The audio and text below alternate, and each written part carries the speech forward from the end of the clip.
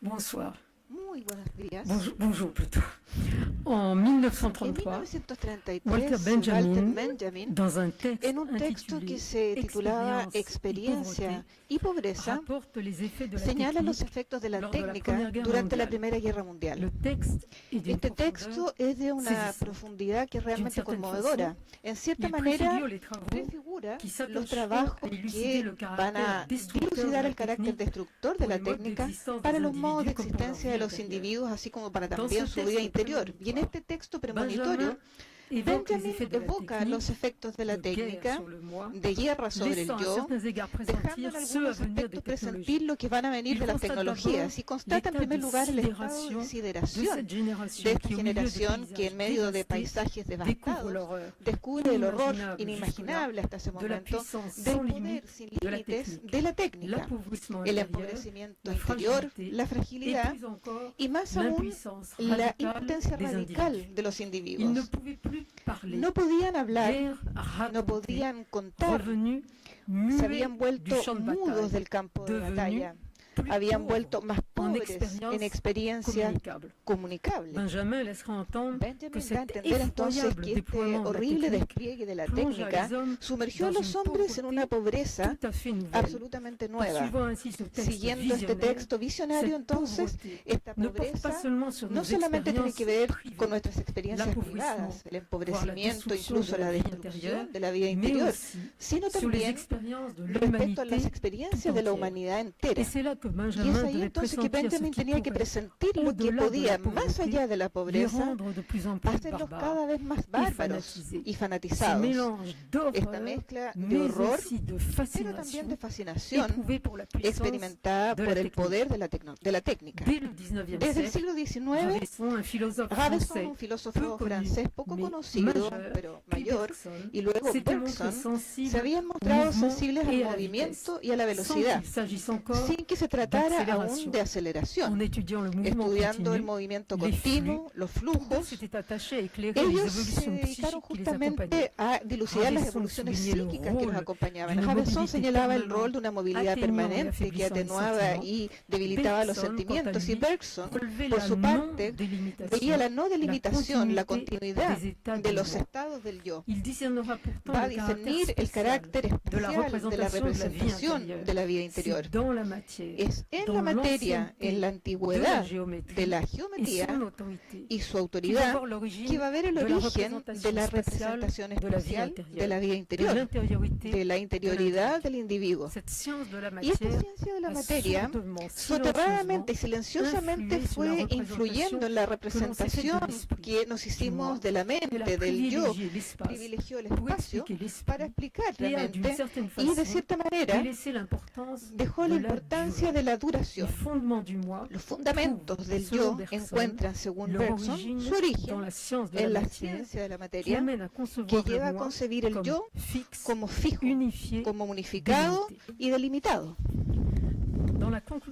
En la conclusión de su último texto, las dos fuentes de la moral y de la religión, Bergson se muestra sensible al yo y a la relación con el objeto y a otro, y da un texto donde deja entrever la voluntad de poder y la esperanza que podrá ser utilizada para fines científicos y no destructivos.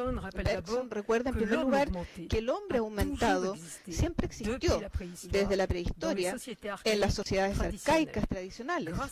Gracias al objeto, a la herramienta, el hombre jamás dejó de verse aumentado, conociendo una prolongación de sí mismo, de la forma de hacer, de moverse, pero también de defenderse y de agredir.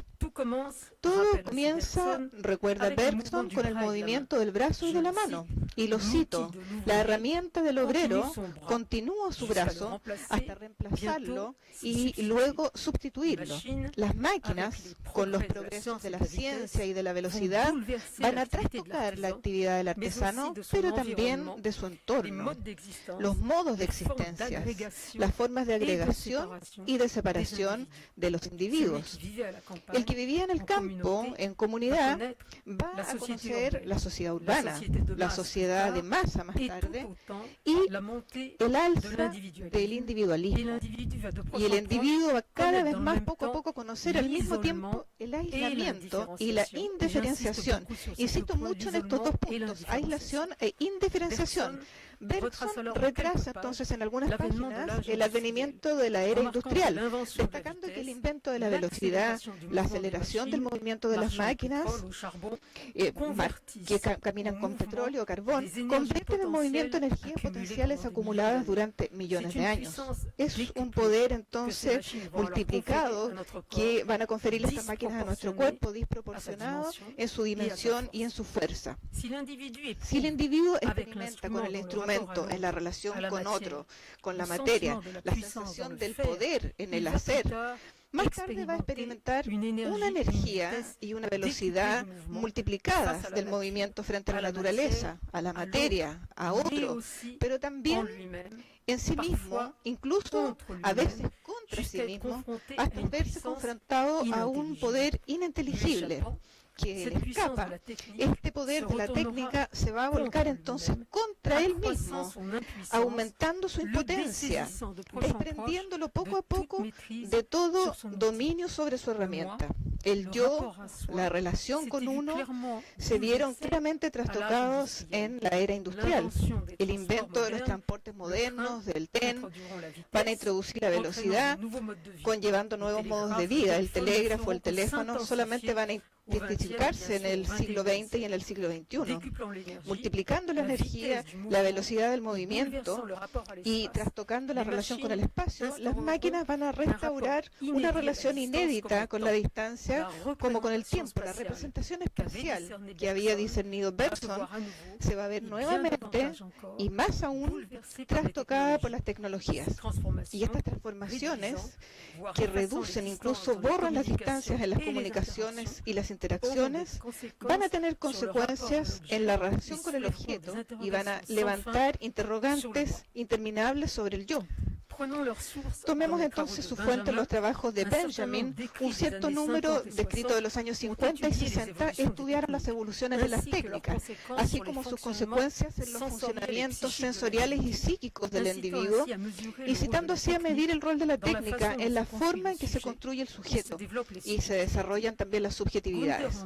Gunther Anders, desde mitad de los años 50, va a prolongar así las intuiciones y los análisis de Benjamin, de Adorno y de Horkheimer sobre el tema de la técnica, tomando en consideración lo social, lo político y la sensorialidad. Anders entonces entrega una obra mayor que data del año 56, La obsolescencia del humano, un conjunto de observaciones sobre los efectos provocados, acentuados, demultiplicados por la técnica sobre la subjetividad, la incapacidad de ver, la incapacidad de sentir y de imaginar. Anders sitúa la razón, el origen del mal, en un desfase entre la capacidad de fabricar, inducida por la técnica moderna, y la capacidad de representarse el producto, entenderlo, lo que va a acentuarse, y lo vamos a ver en un momento más, en un mundo cada vez más complejo e ininteligible por el individuo. Y es un punto sobre el cual es necesario insistir, porque es justamente muy crucial, y Anders concluye, y cito, que nuestro mundo, sustrayéndose tanto a nuestra representación como a nuestra percepción, se vuelve cada día más oscuro, tan oscuro que ni siquiera podemos reconocer su oscurecimiento. Un tema crucial va a surgir entonces ahí. Podemos percibir y no únicamente sentir a pesar de la aceleración, podemos percibir sin límites. Anders, en cierta forma, es uno de los primeros en haber asentado las bases de los trabajos que reflexionaban sobre las amenazas que pesaban en la condición humana. Y en la misma época, en otra perspectiva, los trabajos de antropología, de teoría e historia de los medios de comunicación, los de McLuhan, en particular con la galaxia Gutenberg, para reconocer muy claramente el rol esencial que van a venir de las tecnologías de los soportes de la comunicación. McLuhan va a observar A largo plazo, desde la invención, desde el invento de la imprenta, evoluciones en la forma en que los individuos sienten y perciben, destacando que cuando las relaciones entre sentidos cambian, los hombres cambian. Y va a discernar entonces con la extensión de las tecnologías que las formas de amplificación tecnológica del yo no son neutras, inducen y refuerzan perturbaciones sociales, políticas y psicológicas profundas. La técnica va poco a poco entonces tender a desposeer el individuo, por un lado, de su actividad manual. Las tecnologías contemporáneas respecto a ellas van a superar al individuo por una aceleración cada vez más fuerte que lo excede, que lo desborda, hasta impedirle dominar, entender y pensar lo que hace y el mundo en el que vive. Y las formas de las tecnologías contemporáneas inducen trastocamientos, perturbaciones, por una parte conocidas y por otro lado inéditas sobre el funcionamiento de la subjetividad y la formación del yo. Una continuidad que, lejos de definirse por la tradición y la memoria, como lo destacaba Walter Benjamin y Bergson, se ve entregada a una continuidad experimentada, impuesta en cierta manera. La continuidad del espectáculo, que va a destacar Tabor, que augura lo que será una sociedad rodeada de pantallas, una sociedad sobre pantalla, para retomar los términos de Jean Barus Michel, imponiendo más tarde la continuidad de la visibilidad de uno mismo. Hay que interrogarse entonces sobre lo que se vuelve la construcción del individuo cuando éste está mucho menos confrontado a la mirada y a la palabra de otro, de un semejante, pero mucho más visible a las pantallas y a los flujos. El individuo, el yo, puede formarse, desarrollarse en la sensación de una continuidad impuesta, experimentada, de una presión continua. ¿Qué es lo que se pone en tela de juicio por la aceleración? La posibilidad, entre otros, de delimitación. Podemos pensar, reflexionar en las sociedades que se han vuelto líquidas, para retomar la expresión, sin fronteras externas, sin límites internos, experimentado de manera continua la aceleración. La fluidez produce efectos en la conciencia, en el discernimiento, en los sentimientos existenciales del individuo. Pone en tela de juicio las sensaciones de estabilidad y, paradójicamente hablando, de continuidad. Tiende, entre otras cosas, a inducir formas de agregación humanas y modos de separación específicos. Estas vienen entonces a aislar al individuo y a modificar la percepción y la representación que nosotros tenemos del objeto y de un otro. La fluidez conlleva entonces una indistinción que afecta a la economía psíquica cuando no la pone en tela de juicio. Las formas en que nos volvemos sujeto, individuo en las sociedades líquidas, actualmente están desequilibradas por la aceleración en el siglo XX y en el siglo XXI. Estas observaciones hoy día están multiplicadas por la intensificación y por la continuidad de los flujos sensoriales e informacionales de medios de comunicación omnipresentes. La relación con el tiempo parece borrarse, al igual que la relación con el espacio, ilimitados y virtuales. Tiempo y espacio terminan por acompañarse de una centración sobre sí mismo, indisociable, paradójicamente, por un empobrecimiento interior, de la sensación de una pérdida de sí mismo y de una extensión ilimitada de la sensorialidad. Paul Virilio, filósofo y urbanista, destaca en El Gran Acelerador que los hombres tienen una necesidad psíquica de anclaje territorial, de anclaje espacial, temporal.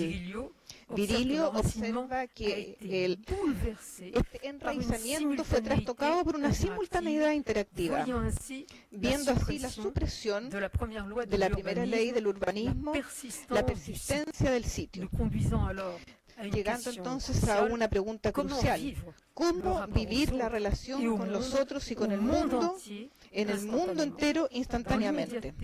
En la inmediatez, sin forma de mediación, lo que lo conduce a concluir la puesta en peligro suprema de nuestra cotidianidad, y lo cito, este modo de vida que va a desembocar mañana, si nosotros no nos cuidamos, en una vitalidad entregada completamente inhabitable por el exceso de una vida sin ningún modo de utilización, sin ninguna forma de usarla. Este estado de eliminación e indiferenciación desemboca entonces de manera general a que ya no logramos saber lo que es otro, lo que es de uno, lo que forma parte de nuestro cuerpo. Y esta es la razón por la cual nos parece necesario volver al espacio, volver al yo y a la relación con el objeto. Es en términos de procesos más que en términos de clasificaciones y de categorías fijas que nos situamos aquí. La idea de identidad, de subjetividad como un proceso continuo, en devenir una práctica vivenciada, algo que nosotros hacemos del orden del hacer más que del ser, para entonces tratar de concebir otros desarrollos y otros funcionamientos del yo en el estado de ilimitación y de indiferenciación. Nos parece necesario volver por las hipótesis que formulan y las pistas que abren a los trabajos de Ancieux y de Winnicott. Ancieux se aboca a las condiciones en las cuales el yo existe y se ejerce por medio de la continencia. Ancieux discierne la actividad del contenido o del contener propiamente tal. Pensar es instaurar límites, limitar, delimitar. Y también precisa él es luchar contra la ilusión de una vida, de un saber ilimitado. Este contenido puede ejercerse aún encarnarse en la aceleración y en la ilimitación intensificada por lo visual.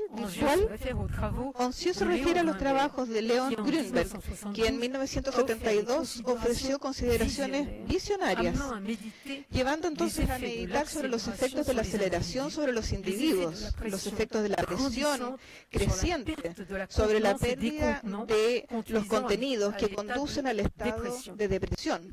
Grünberg percibe la confusión del espacio, de lo interior y del espacio de lo de afuera. Percibe aún más, como lo dice Ancieux, la depresión, y esto me parece muy interesante, como una pérdida del objeto, pérdida de la relación con el objeto, los efectos de la pérdida de lo que contiene sobre la pérdida del deseo sostenido por lo que contiene, y ve entonces la fragmentación de los contenidos psíquicos, de la búsqueda de contenidos artificiales.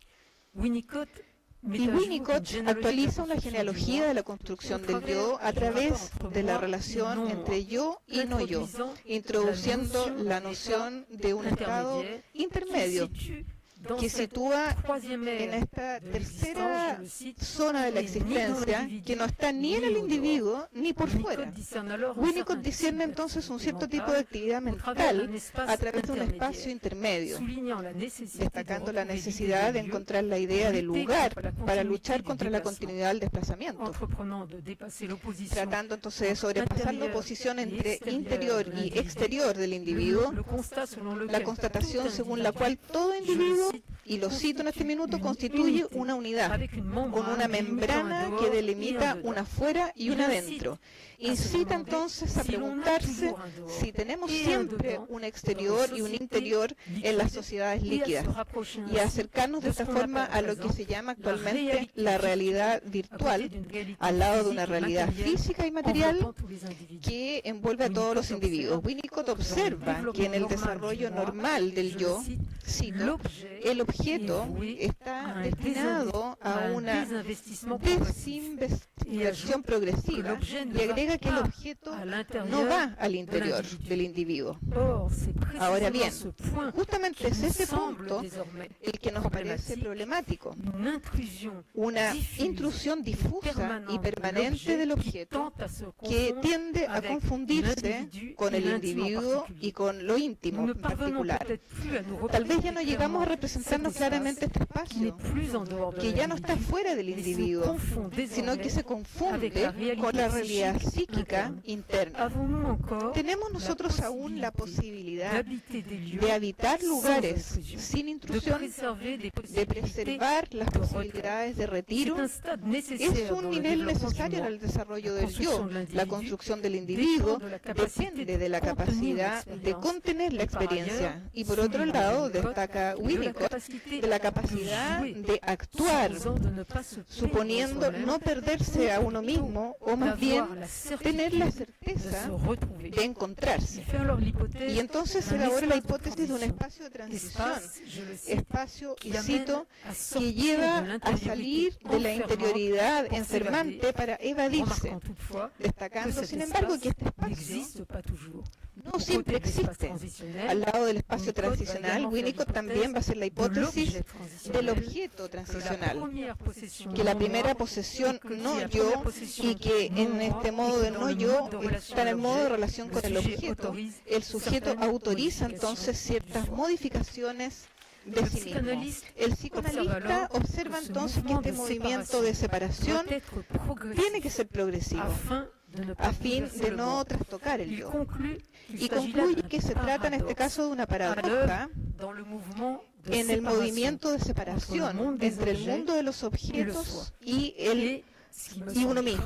Y lo que me parece muy importante es que lo acepta y no trata de resolverlo. Precisa una vez que el objeto, y cito, si tiene que ser utilizado, necesariamente tiene que ser real, en el sentido en que forma parte de la realidad compartida. Y en este carácter objetivo, entonces, de una realidad compartida, la construcción de un espacio interno que parecería faltar justamente se hace. ¿Cuál es el efecto que constituye actualmente la vida subjetiva y lo que es objetivamente percibido en un mundo en el que las fronteras entre lo real y lo virtual tienden a desaparecer? ¿Qué deviene la condición humana cuando el hombre parece estar privado de un sentimiento de continuidad, un sentimiento de permanencia interna? Se trata de un fenómeno sin duda mayor e inédito. En medio de los años 80, en una obra consagrada a Foucault, Deleuze ponía que la relación de sí mismo como espacio de libertad individual no está al cobijo de los sistemas de instituciones y sociales. Cito, que el poder tenía cada vez más empoderado de nuestra vida cotidiana, de nuestra interioridad, de nuestra individualidad, que se había hecho individualizante. Y pensaba entonces que siempre, y lo cito, una relación consigo mismo capaz de resistir a los códigos y al poder.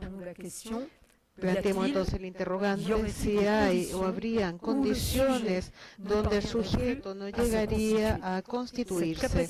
Esta capacidad de individualización es aún posible física y psíquicamente con los mecanismos intrusivos y acelerados impuestos, una adaptabilidad continua, sin límite e infinita.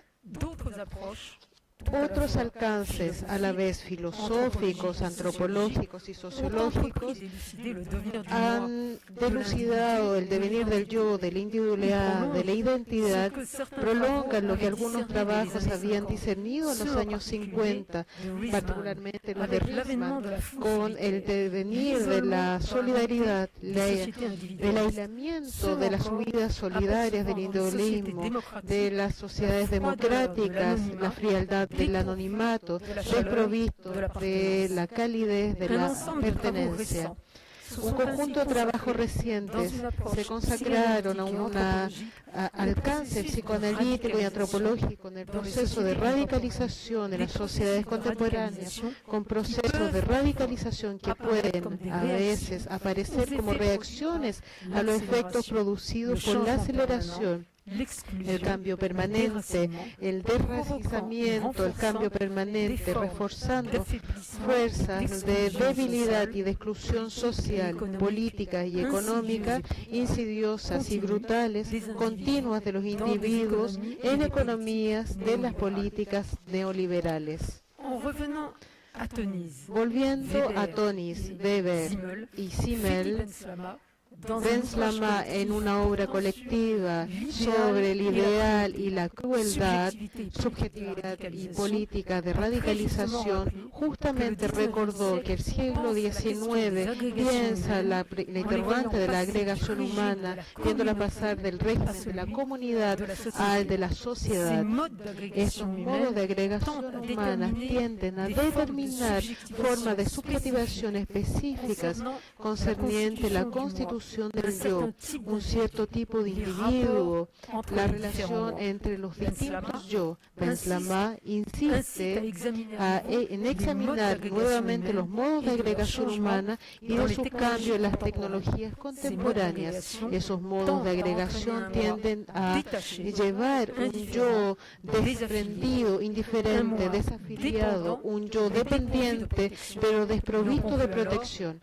Concluye entonces la existencia, y cito, de una transición subjetiva mundial que se traduce por una tendencia general de los individuos frecuentemente aislados, precarios y fragilizados a buscar soporte y protección en pertenencias comunitarias y ya no solamente en aquellas entregadas anteriormente por los ciudadanos de los estados de una nación.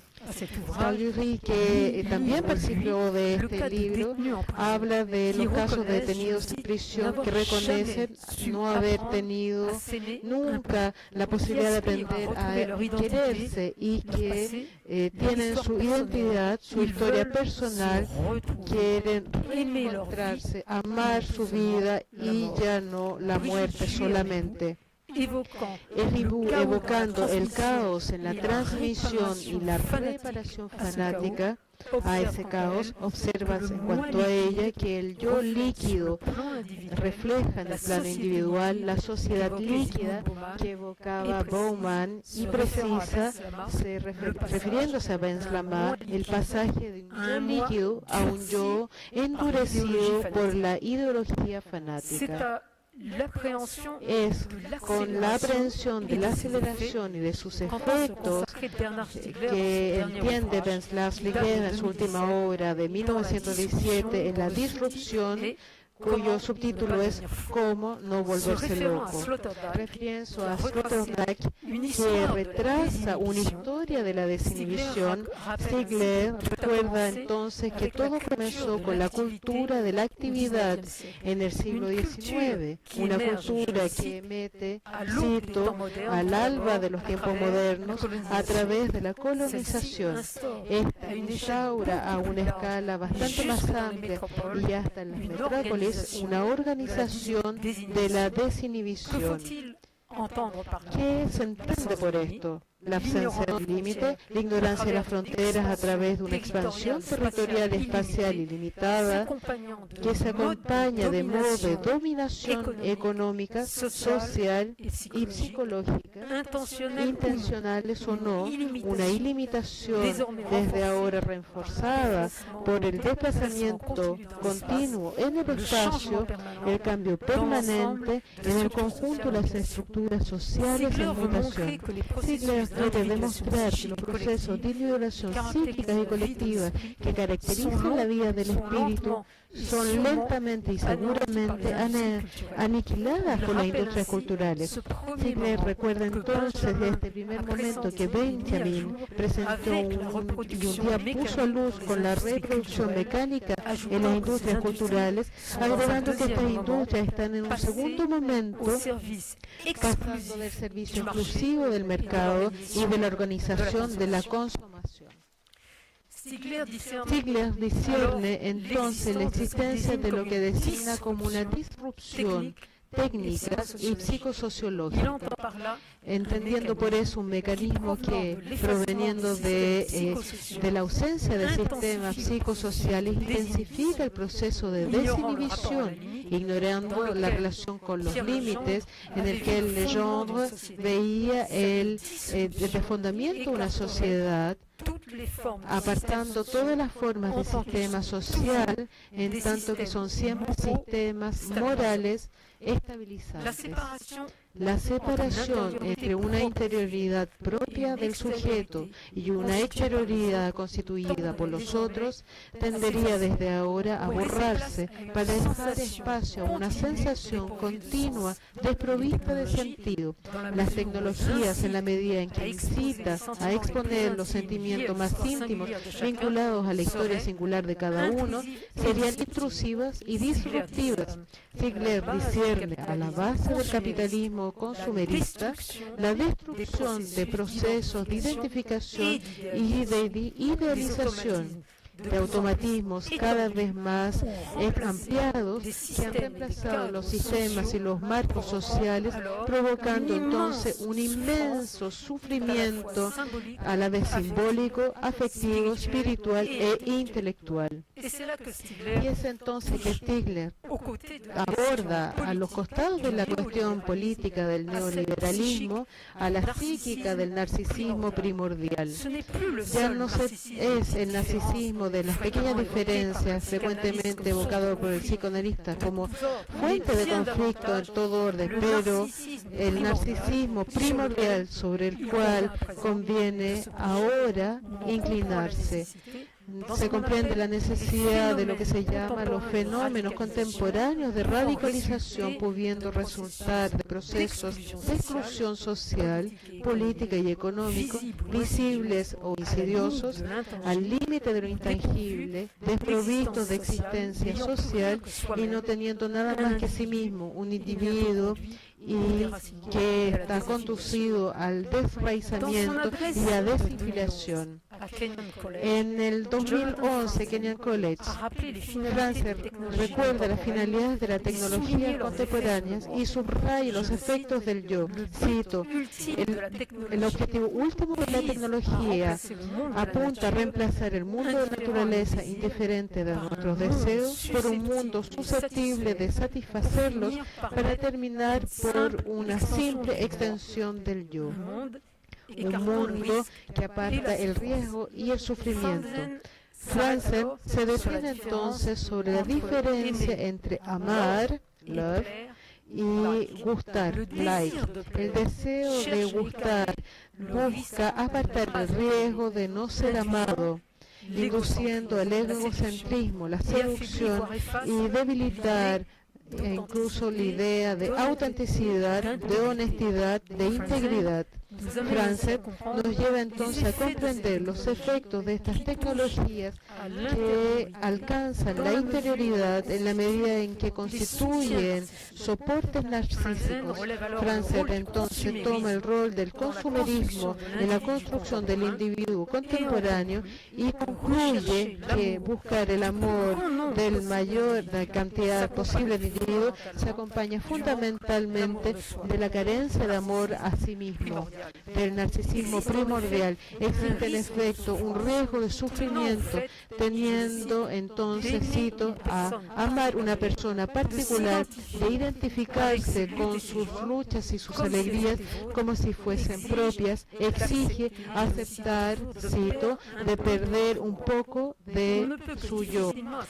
No podemos sino difícilmente aceptar de perder un poco de su yo y aún menos de renunciar a su identidad. Es entonces que los escritos de Freud pueden ser profundamente esclarecedores. La renuncia de la identidad no sabría ser sino transitoria. La identidad corresponde a una necesidad psíquica fundamental. Es lo que parece ser pensado por Bauman y Roth en conversaciones recientes sobre la identidad. Considerando que la cuestión de la identidad es entonces crucial, van a interrogarse sobre lo que ganamos y perdemos en esta modalidad de existencias tecnológicas. Presintiendo las amenazas que anuncian las técnicas, Benjamin ya había discernido esta fascinación de la técnica en oposición a la vida interior de los individuos. Y es entonces que adivinaba que lo que habría podido tornarlos bárbaros, lo que podría haberlos tornado más fanáticos, observando, y cito, no solamente la imagen del mundo externo, pero también la del mundo moral, tuvieron transformaciones que jamás habríamos creído posible. Las tecnologías acercan, anulan la distancia, instauran paradójicamente un contacto permanente y al mismo tiempo una distancia abismante. Como extensión del yo, las tecnologías confieren un poder multiplicado acompañado de una inseguridad psíquica y una ansiedad difusa. Bauman y Roth ven en la identidad un concepto central para toda reflexión sobre el mundo contemporáneo. De una cierta manera, la historia de la modernidad también es la historia de cierto tipo de yo. La construcción del individuo no tiene en efecto siempre la misma identidad en la historia según la época y según las culturas. El individuo racional responsable de estos actos puede perdurar en las sociedades líquidas.